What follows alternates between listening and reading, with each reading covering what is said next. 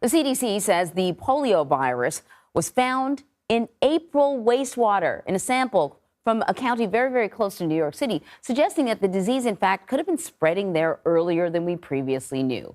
Health officials have been investigating at least one case of paralysis from polio, at least one case of paralysis from polio has been confirmed in the region. In the meantime, we're going to have a little bit more on this. We want to bring in Dr. Ashwin Vasan. He is the New York City Health Commissioner. Thank you very much for joining us this morning. Just to make it clear that the virus had been found in wastewater from dating back to April, and there's one case of paralysis that's being investigated in the greater New York area. So let us talk about just the situation. And when you hear that they've discovered samples of the virus in wastewater going back to April, what's your reaction? Well, it's definitely concerning to me as a public health physician, and considering polio is a virus that's been around for a long time, but for which we've had a very clear preventive solution, a vaccine, since 1955. So it's definitely concerning.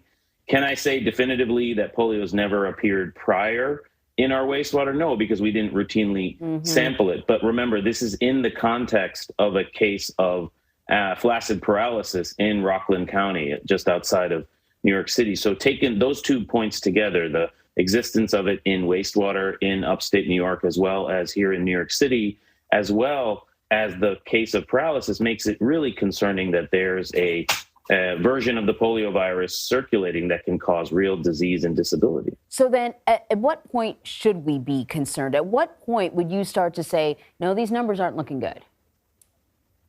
Well, we're tracking, and we track across the country, pediatric polio vaccination rates. Why? Because most kids, in order to go to school, need to have completed their entire polio vaccine series. So if you're a child that hasn't, and you're the parent of a child that hasn't, this is really a call to action to get your child vaccinated now. Don't delay. There are certain communities that tend to delay vaccination until their children reach public school age, and that's a very dangerous proposition. And we're seeing this in our vaccination rates in New York City. Certain communities certain zip codes as low as 56% completion rates in the 6 month through 5 years old age range. And so this is really a call to us to say, now's the time to redouble our efforts and to redouble our emphasis on vaccination, a tried and true and proven tool since 1955. So, if you're amongst, a member of the population that feels uneasy about the polio vaccine, say you haven't vaccinated your kid, or you're an adult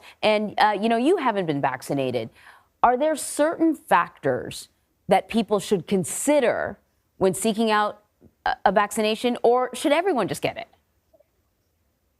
Everyone should get it. This has been, as I said, and I'll say it again, it's been around since 1955. It's incredibly safe. Millions and millions of Americans and nearly billions of people around the world have been vaccinated against polio, to the point where we were even considering that polio could be close to eradication. And sadly, due to vaccine misinformation, due to anti-vaccine movements, we're starting to see a decline in polio vaccination rates. And that's troubling to us in public health. So now's our chance, especially coming out of COVID, where we've seen overall pediatric vaccination rates decline. We want to redouble our efforts, especially now. We're all going back. Our kids are all going back to school. My kids are going back to school. It's a chance for us to re-engage parents, to say, go get your children vaccinated now as we enter into this new school year. It's never been more important. So speaking about sort of returning to school, and the other virus that's been making headlines is, of course, monkeypox. So I got to ask you, any concern over the level of monkeypox with the return of kids into the classroom? Well, we certainly understand that there's anxieties and questions around how monkeypox spreads, how MPV spreads, and what's the risk to children. And there have been a few isolated cases of contact.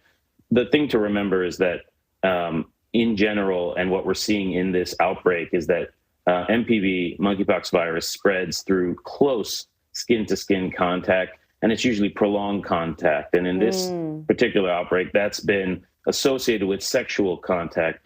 It does not spread as easily through surfaces or through, and it certainly doesn't spread easily through brushing against someone or handshaking.